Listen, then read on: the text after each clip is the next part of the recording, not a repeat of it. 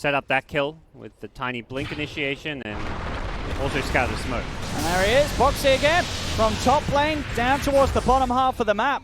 He's all over the place and causing a lot of issues for eHome here as they continue to sort of just lose support after support. 5 of the 6 kills he's been in. It's been a kind of low action game, but the first like 8 to 9 minutes of this game was a very much a laning stage. Let's everyone farm. The game hasn't begun yet. It wasn't until like the first few items came out that the game really begun for Team Liquid, and suddenly they've just taken off, getting kills with this tiny blink dagger. Now they're into Roche. eHome either don't suspect this or just feel like they can't contest it. And as you can see, you know, some of their heroes continue to take such a hit in the gold. This the Invoker incredibly far behind. eHome, they're going to try and charge in.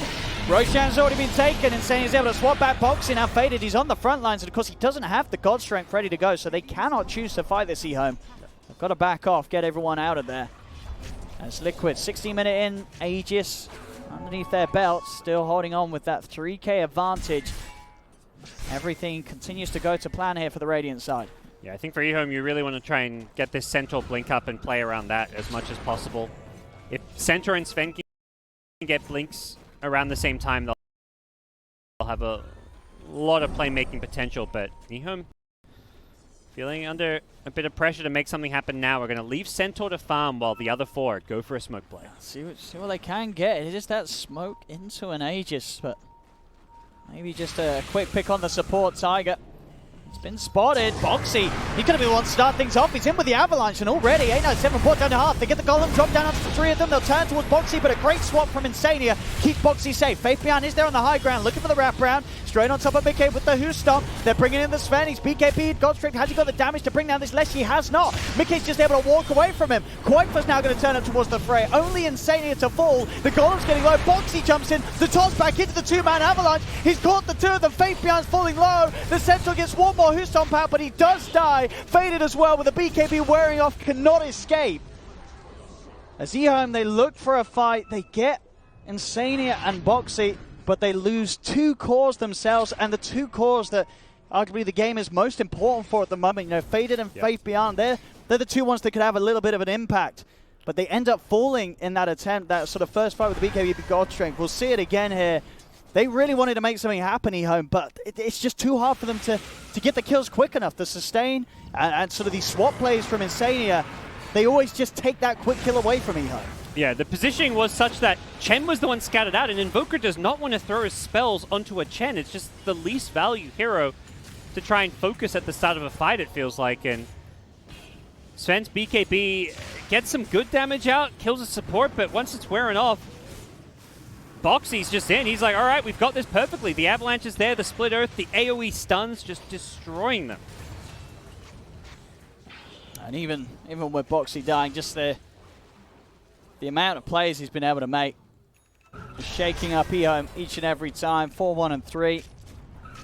These tosses into Avalanche is just setting up for Mickey to come in and do the damage, have that follow-up. As Liquid continue to keep this game on track. 8 to 9 on the kills, but the gold 4K advantage. And still with that Aegis on Quaitfa, of course. Yeah, and that's where I'm just not a big fan of that smoke there, because neither of their initiators have their blinks up. Both Faith Bian and Sven were close, but not quite there, and just feels like if you're going to make a smoke into an Aegis, at least have the ability to jump them and get those insta-kills so you can take out somebody who doesn't have an Aegis, make it a fairer fight. And at least, perhaps for this next fight, we will see those items. Faith Bian just completing his blink now in the mid lane, so double blinks are up. Yeah, but you know, catching a support is just no longer good enough for eHome. They've got to try and lock down one of the cores first, but it is hard. It's hard with the old Venge in the game, and Insania each and every time taking those cores away. As you say, perhaps with the extra blinks, the extra sort of catch, they can play around the sort of getting someone on top of the Venge as well to make sure there isn't going to be that save, but so far Insania's positioning has been pretty on point. It's hard for eHome. They're just not really getting the farm and items they'd like on 897's Invoker. This is, I mean, to go back to your question, one of the biggest downsides of playing this safe lane Invoker is that this hero just doesn't quite farm very well as a safe laner. You get pressured a lot more, and you don't get that chance to kind of recover or make moves to recover because you're under-leveled. And his net worth has suffered because of it. It's just all about setting up a team fight where Faded is able to use his power, because he's still, his farm is looking very, very solid, keeping on par with that of Quake's Broodmother, and top lane Mickey was pushing out entirely on his own, going very deep as the Lesh. Yep. That's a Rod of Atos Rubik. What in the hell is that? That's something new. Yeah, different, new, interesting, unique. It gives him some kind of control and lockdown, but like Brood has a BKB. It's a very expensive item too. Not your everyday Rubik build, your Aether Lens, Blink Dagger, Force Staff type items. Yeah, we'll see how much that catch can do for him. As top lane, Faded, he's going to poke at the tower. Boxy not quite able to get the combo off. Faded with the quick fingers. Blink back, we'll get him back to safety. Didn't have anyone behind him either, so it doesn't look like Boxy was really looking for a kill there. Just looking to perhaps force out a BKB. Faded getting closer and closer towards the AC. Yep.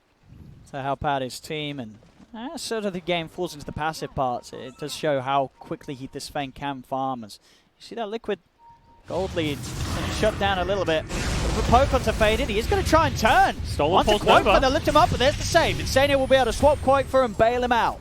And he needed it. Yeah. That was very close to being a very dead spider, as the Aegis was gone. Of course, it was only that one life he would have had to rely on, but Insania having to help out his teammates once again. Faded already down to a 7-second BKB though.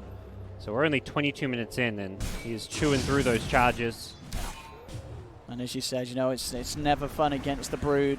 Yep. Once that magic immunity's gone, one touch, and the amount of effective damage you're able to do in a fight is just heavily reduced down to that mischance being applied. There's so many stuns as well. The Venge, Tiny, and Leshrac, potential Chen creep, so game where that 5-second BKB could limit him a bit, but if he can continue to stay atop of this net worth, he may have the items to just dish out enough damage in that 5-second window.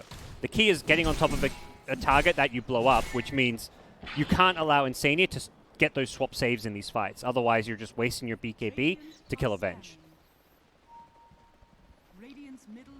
Down bottom they head, eHome.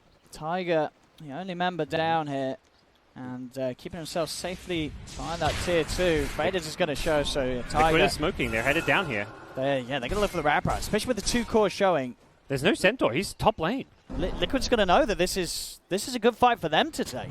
Yeah. If they can catch eHome on the retreat, you are going to see a long TP, but not long enough for Liquid to get the catch on him. Y will get out.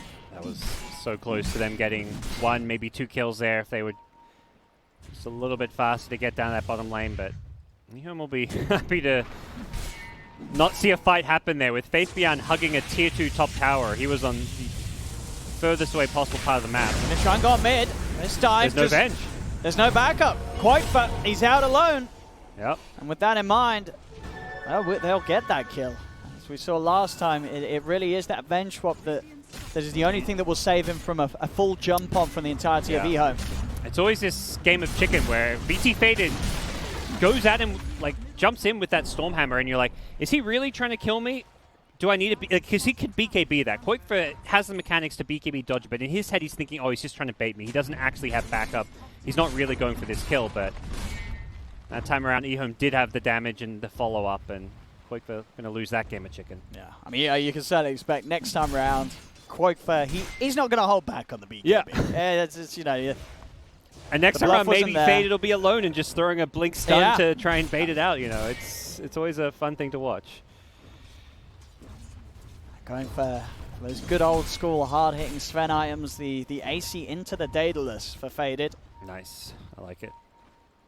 Could always consider like the Bloodthorn or MKB against the Brood, but he's looking... At this point, the Brood doesn't feel too scary as like a carry, right-click and carry in these fights, so I don't mind this at all. Yeah, I think because sort of as we saw, if they do sort of get that initial stun onto the Brood, without the BKB, they have that much follow-up that they will kill the Brood quite easily during the BKB duration of Faded, and before Quoik was able to turn and do anything back himself. Yeah, where this game's difficult is just when he's not able to stay on top of people. I mentioned the Venge swaps. It looks like Tiny has an E-Blade queued up, so I think Liquid recognize Sven is pretty much all the damage output. So if we can kite him around, and there's a lot of items you can get to do that, things like Force Staffs, E-Blades, outside of your spells, it's going to be a very Liquid-favored late game because Invoker is not really scaling all that well. No, for sure. It's all about eHome just getting the burst kills. They have to get someone in that initial jump that they make, otherwise it's very likely that they won't be able to outdo Liquid in the team fights. As Liquid's abilities to sort of dive in and out of the action and take the fight on their own accord is much more superior to that of what eHome's able to offer. And there's not many amazing Rubik spells this game as well, which is something that limits eHome's team fight. Some of these stuns is probably what he's eyeing off, a Split Earth or a Tiny Avalanche. Definitely good spells, but nothing like game-winning. And sort of as you called as well, Faded, he has shifted to upgrading for the Bloodthorn rather than the Daedalus. And I think for as you mentioned, especially with your BKB getting low this early, you're going to need that. You're going to need that sort of guaranteed hit. These fights are going to last longer than the 5 seconds. Roshan, they're going to head over. They're stampeding in. Can they get themselves towards the pit? They're going to head out. Liquid's going to look to try and take the fight. The goal's been dropped down quite low. He's getting low. He's stunned up. Can he get himself out? It can. Insania will be able to swap him to safety. Now he puts the BKB, but he still has to respect the hits of Faded. He cannot stand near the Sven. They left Roche so low. Both teams have used BKBs here. Sven just wants to finish off Roche. He's in. Yeah, I don't think Liquid necessarily know this. But he's now going to look to walk out the pit and walk into Boxy. He was ending up sitting by the mouth of the Roche pit. God's Strength has ended though. Boxy is going to look to jump forward, goes for the 3-man avalanche. The follow-up from Mickey gets the two of them with the split up. Fade Beyond stepping back in. Who stomps on the Mickey to hold back the Lesh? A follow-up stuff from Faded. He gets the two of them. Focuses on the Mickey. Mickey will use himself up to buy some time. Quite for turns back with Boxy. Faded is dead. They've got the Sven of Boxy. He's not done yet. Jumps forward with the 3-man avalanche. eHome have to get out, as Liquid will be able to hold on to that fight around the pit, pushing eHome back out of there, but they're still a little careful about how they go into Roche. It is low. There is no Sven. eHome is so low here though, but they're relying on Invoker. Unfortunately, they guessed wrong with the Sunstrike, and I think now that you've missed that Sunstrike, you may just have to back off. With Sven dead, I don't think they can contest this Roshan. Liquid should be able to clean this one back up. Quaifer's back in, pops the ult, and they will claim the Roche, going the way of Liquid. Aegis and Cheese will be theirs.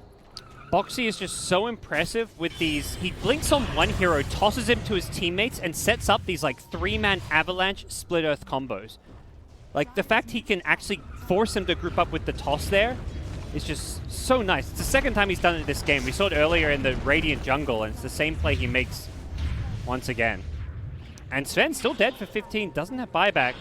Lesh is keeping home to get some items, and will have Boots to Travel or the Chen recall.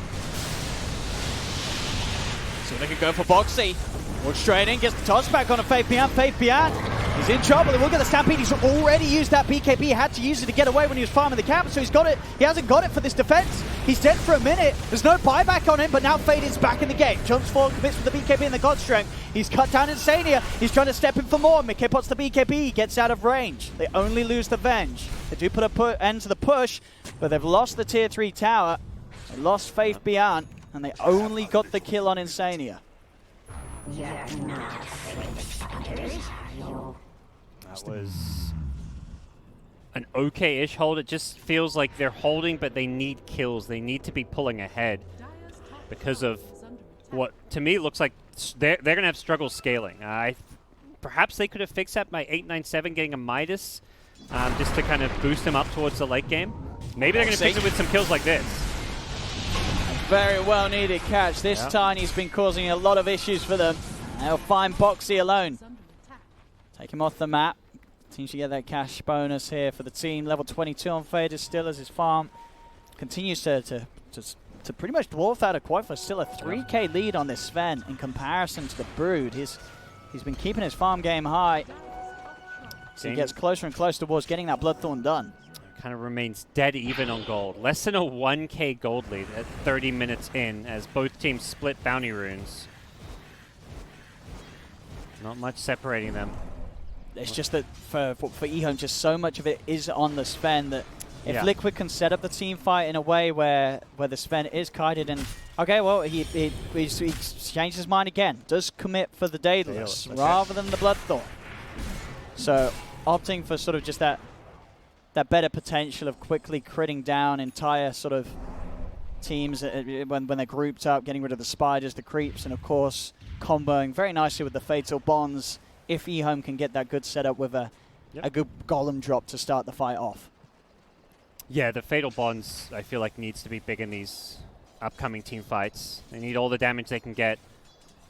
Particularly when there's things like Chen creeps that you can try and get it onto as well with those frontline cores, but people like Leshrac and Brood will be more than happy to try and time their BKBs to get rid of Fatal Bonds. Nicely done on Quaker, so will help nullify some of the effectiveness of VT Faded Zone, helping his teammates survive that potential physical burst if eHome do get the jump on them with the Sven. Both teams remaining very grouped up here. Let's see what Liquid can find here as they will look to... They have the high ground advantage here on eHome. This is a risky place for Liquid to go, and Boxy's going to look to start things off. He finds Fabian, faded in with the BKB, God Strength as well, look towards Mickey. Zampi's pop, they're trying their best to keep this Sven on top of the targets, and he does take down Insania, but again, can they get anything more? As soon as that BKB wears off for Faded, he has to get out of there. Quake's now the one to push eHome back. God Shrine too. And again, they're sort of committing with the God Strength to the BKB. They didn't drop the Golem there, eHome. I think he misclicked the swap there on the Centaur. I don't think he meant to swap Centaur out. I believe he was looking to maybe swap out his teammate, but ultimately it doesn't matter too much for him. It's just his own death.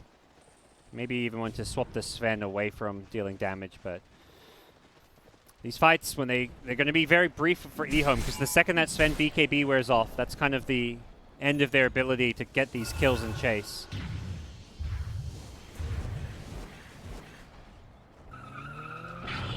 These fights continue to prove to be very challenging for eHome, despite how big the Sven is. It's just so hard to get these kills. The Tiny is such a nuisance with his stuns and all those utility items that he's bringing to the table. The swap is insane. He's always positioning himself. Top lane, eHome. Yeah, to bring BK down from 100 to 0 very quickly. Liquid. They will look to jump forward here. Boxy.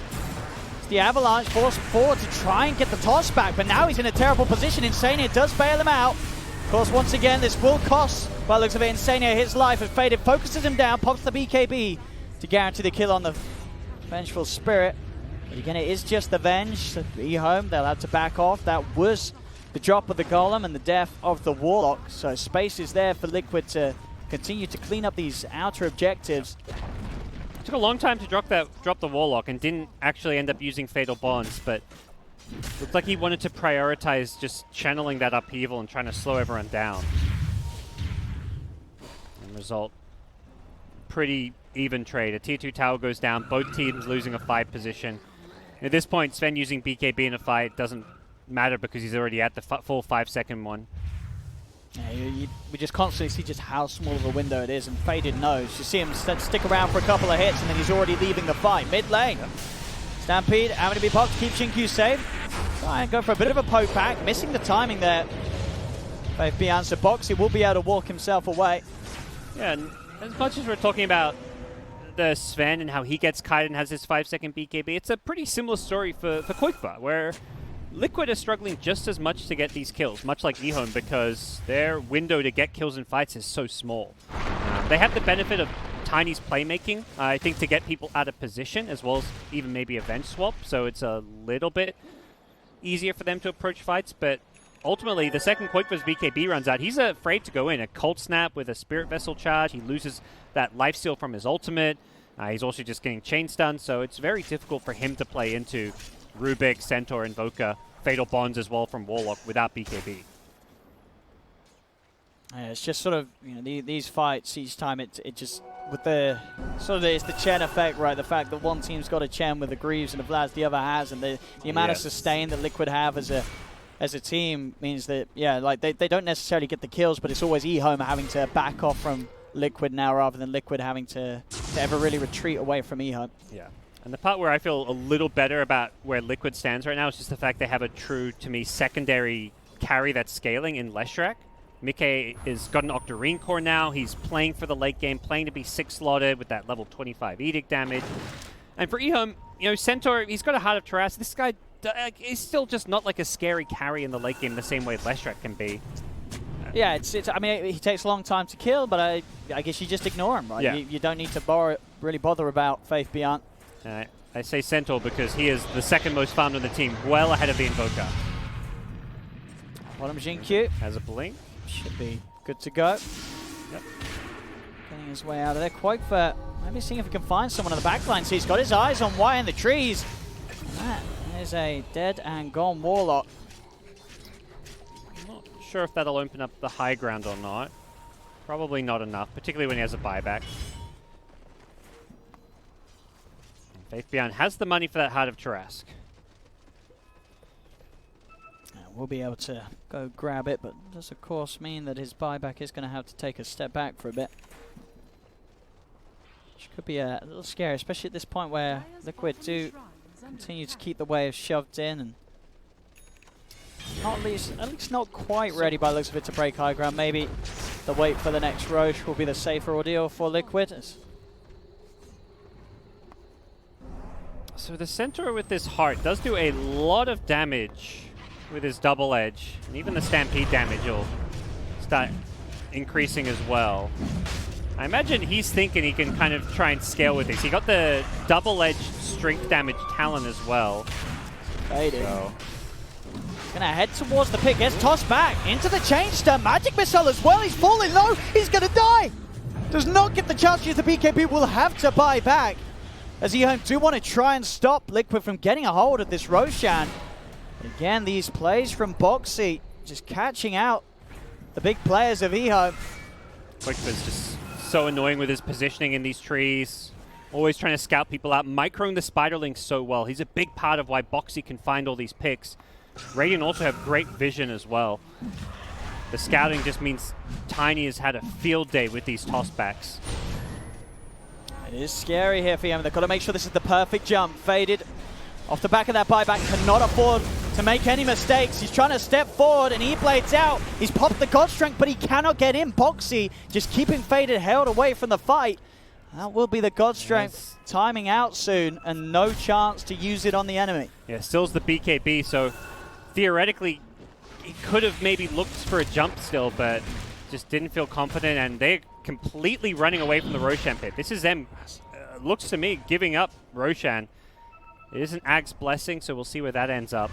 Yeah, I think it may have even been a Spider or something, though. I think something did hit onto the Sven as he popped the God Strength, meaning that he couldn't get the blink. Yeah, if you can micro Spiderlings well, they are one of the most annoying units in the late game with how much of the map you can scout with them and things like Blink Daggers being cancelled. Just sending off stray individual Spiderlings can be so impactful.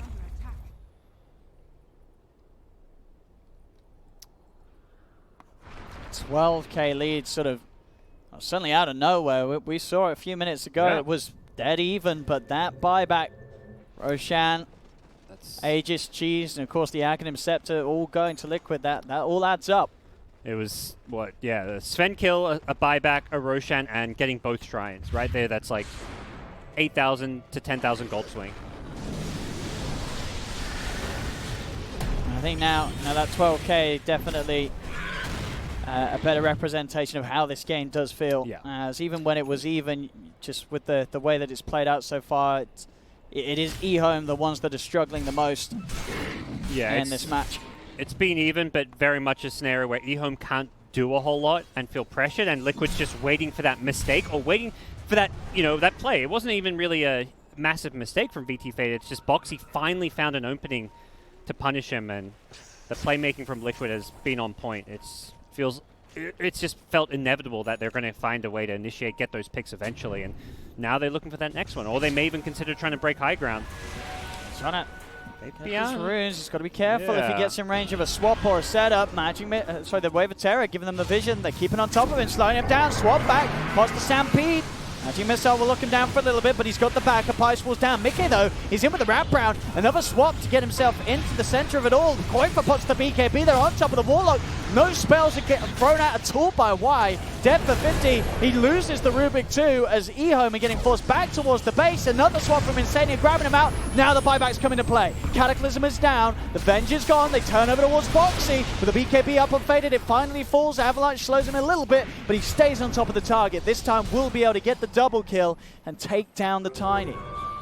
So they'll push them back.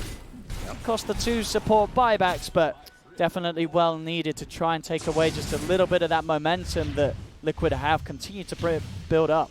I actually feel like Tiny needs to become the main priority to target first in these fights a bit. It's always going to be difficult. Venge, I mean, talk about the swap and how impactful it can be. This is a support we haven't seen much of this tournament, but Liquid showing why it can still be one of the best in certain games, certain scenarios. They gave Venge the Ags, Blessing of all heroes, just for that 10-second cooldown on the swap charge restore.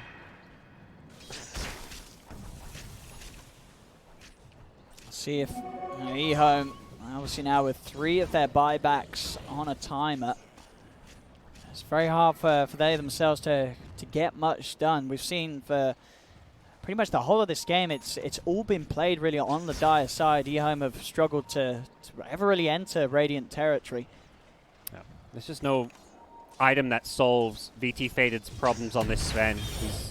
Feels like he's always been kited and always going to struggle to deal damage. He has a refresher queued up. This is kind of his like 7th item. Swap it in when you use your BKB Godstrength to have another go, but he's always going to be getting kited around and played with E-Blades, 4-staffs, tosses. Here come Liquid. They've still got an Aegis. They're going to smoke up and look to get into this enemy jungle once again. Well up here onto Faith Piani. He is tanky. Instantly pots the BKB as well. To get himself out. Up for the Glimmer Cape and a Stampede to get him away. Telekinesis from Jin Q will make sure that Spider Koifa can't chase anymore. The backline's faded. He committed with a BKB. Tries to get the kill. The swap back into the Avalanche. Now Faith Piani's in trouble. Boxy up to the high ground. Tossing the Warlock outside of the base. So again, Y cannot get his combo down. That's Y gone. Faith Pian as well. Swap as well, of course, with that Axe, able to still help out from the Grave Insania. That extra Venge illusion. Now the buyback from Faith Pian.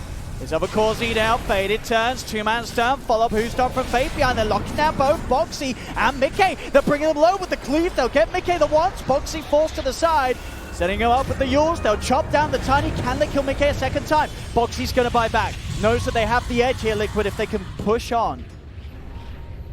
Still a Warlock gone for a minute.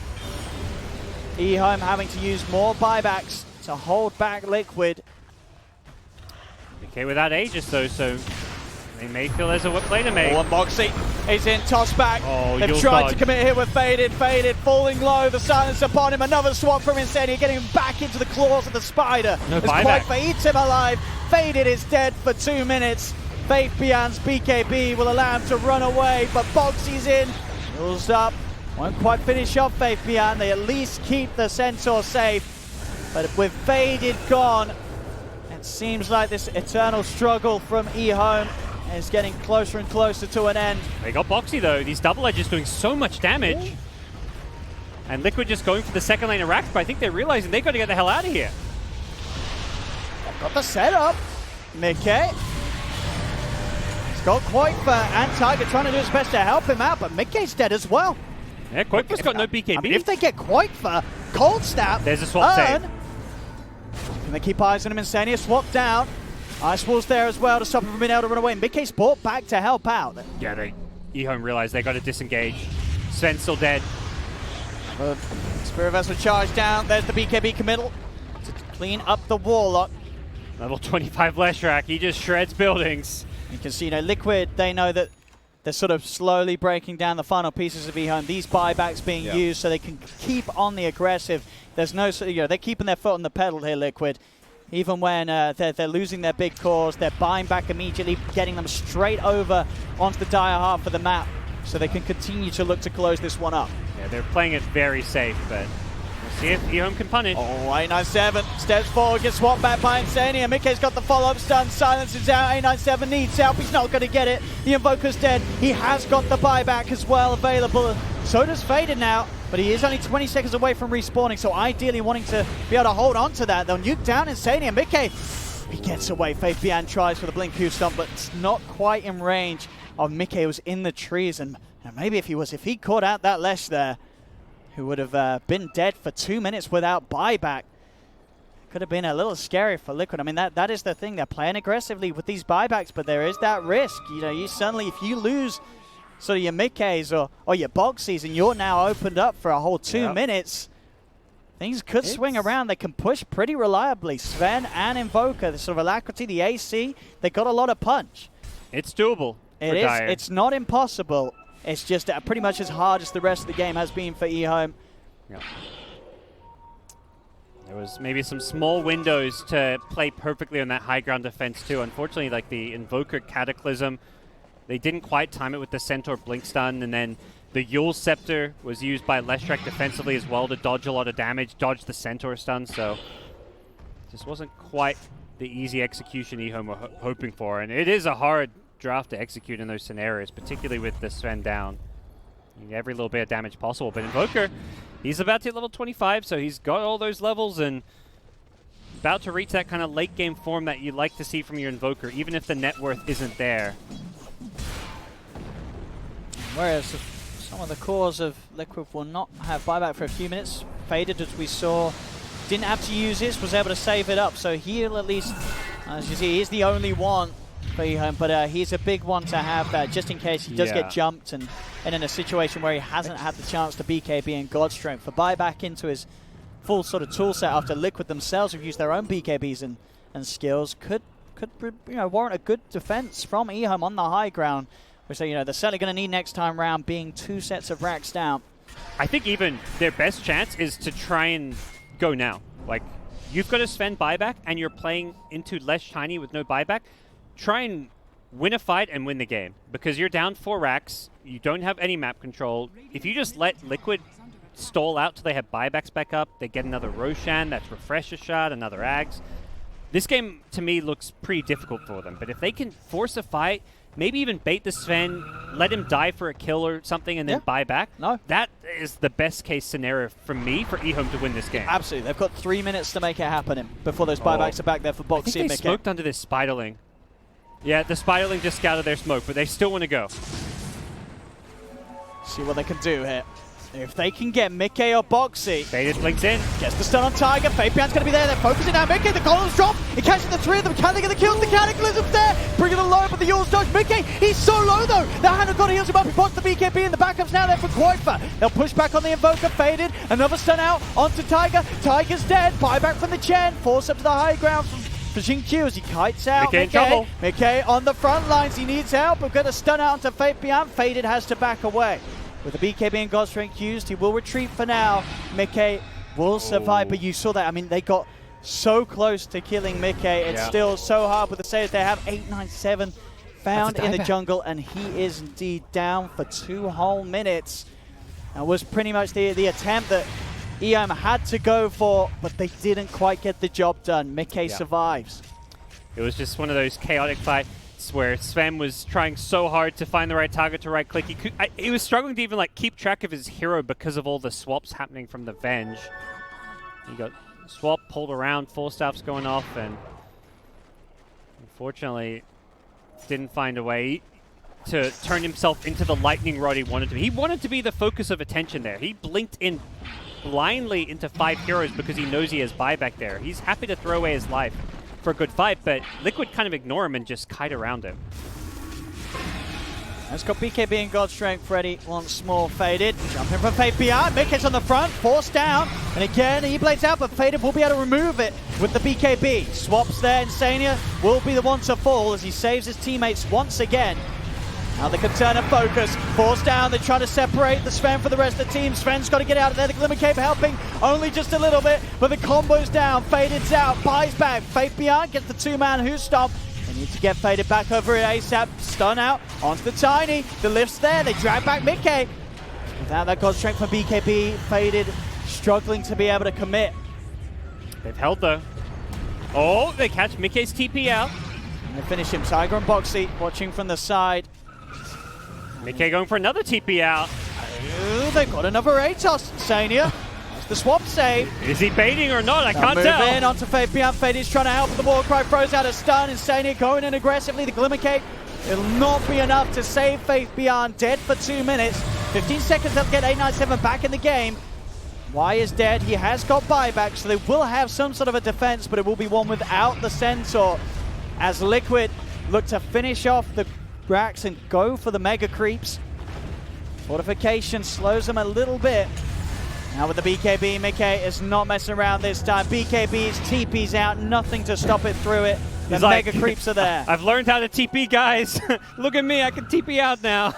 Had 2 cancelled before that, which I mean, I don't think he really cared too much. It wasn't like he was in a dangerous position or anything. And Liquid know that once eHome leave the safety of their base, they completely obliterated all 5,000 health of Centaurs with that Bloodthorn Broodmother. They will be rewarded with Mega Creeps and now Roche number 4. Yeah. Another Ags, another Refresher. I don't know who the Ags is going to head over to this time. Possibly Koikva, since he can free up a slot for his last item here. Oh, he's actually bought the Blessing, so he doesn't need it. So maybe it'll just be Mickey then. Yeah, Mickey gets it. Makes sense. A bit more damage. He's got the got the mana now, of course, to be able to sustain it. With this fully slotted Leshrac. Yeah, the tree volley of Tiny not really going to be super high impact. They don't have any issues pushing out waves, and Tiny hasn't gone for a right-click physical damage build, all in on the utility. And here come Liquid, looking to end this game. Still 30 seconds without Centaur. His buyback actually came back up, but he doesn't have the money for it. Will he get a chance to play Dota, or will Liquid finish the throw? Tier 4s are going down. Creeps will finish it off. Throne is exposed. eHome, their last chance here to try and hold them back, but Liquid will pop the BKBs, eat onto the Ancient, and will close up the game as they'll take game 1 of the best of 3. Liquid, the Brood, Mother, and Gang successful here. I mean, eHome, they saw the Brood, they tried to make alterations to deal with it, running the Sven mid, invoke a safe lane. It was always going to be hard, and I think so that game as well. You know, I said at the start, you know, why aren't we seeing a lot of Sven? I mean, this is sort of an excellent demonstration. Why not? Yes. It's just, nowadays, it's just so easy to kite him and ruin his duration of God Strength from BKB. Yeah, I think this is a good game that can kind of highlight where Brood can be effective in some ways, where it's like, you have this counter pick, but it doesn't matter because this counter pick is this out-of-meta hero that doesn't win you the game. If anything, this Sven as a hero kind of loses you the game because it has so many weaknesses.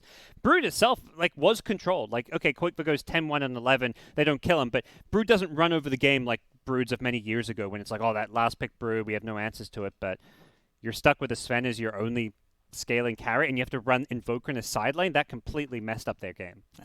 Well, you know, as it's down, best of 3, of course, now in the lower bracket on this round. It's one game with a Brood. You know that they're not going to get it again, so it's just a question of can Liquid do it without a Brood Mother? Because if they're not going to get it a second game, are they, after that? I don't think so. No. I hope not. Well, we'll see. But as it stands, Liquid taking game 1 against eHome. A 4th pick Broodmother leads Team Liquid to a victory here against eHome in their opening game. But, panel, was it all about the Broodmother? Was it just that 4th pickup was too strong for them? Like you, it was a tall order, definitely, to try and deal with it. The Broodmother was a monster. He's just so strong. But I liked what they were talking about with the Sven just being this hero that just feels like he's terrible nowadays. You know whose fault it really is? That's Invoker's fault. Why is that? Invoker got picked up so early. Yeah. And this opens up this, they had so much time to plan for that Brood, and they were like, what are they going to do now? Then they sent a Sven mid. Yeah. They needed a scaling mid-hero that can deal with Broodmother. Are there many of those? Tiny, which got taken by Liquid. Is he even that? I mean, even that is like, he doesn't really, it's not great. He scales in a different way like Sven. Right. All the heroes that you could talk about, like Monkey Kunkka, King would be Tide. another one that's not really in the meta a whole lot right now. They're all like semi-carries, or like Sven's the hardest of them, and they went for it. And, well, we saw what happened there. So I think that Liquid did a great job playing around cooldowns. I think they identified the fact that they can't fight us without Golem, and if he ever pops God Strength, run. Yeah. And their fights looked ugly because of that. It was like you have to commit super hard, even with low cooldown stuns on Sven. It felt like you have to commit really hard into that because your blink is something that you have to play around, and then they can sort of kite you out and do that stuff. And I just think that like cleave heroes in general, now that you got armor, it's like there was that window where the Sven had the AC before he got Daedalus, and Brood was trying to build towards the AC, and maybe they could have made something happen there because there's such a big armor disadvantage. He was Blink, Echo Saber, BKB, AC at 25 minutes.